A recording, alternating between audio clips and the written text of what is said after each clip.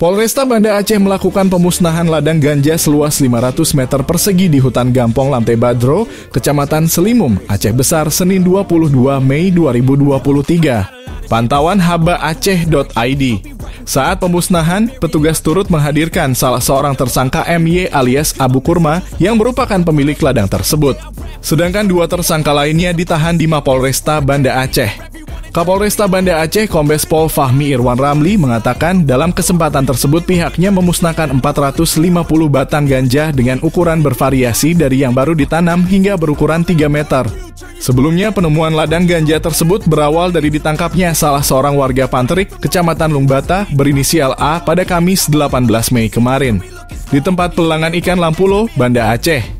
Saat diamankan, tersangka A mengantongi barang bukti ganja sebanyak 150 bungkus dengan berat sekitar 3 kg.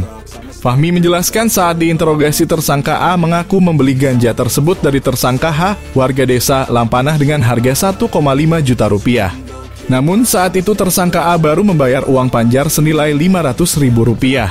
Selanjutnya tersangka H mengaku kepada petugas bahwa dirinya juga mendapatkan barang haram tersebut dari MY alias Abu Kurma.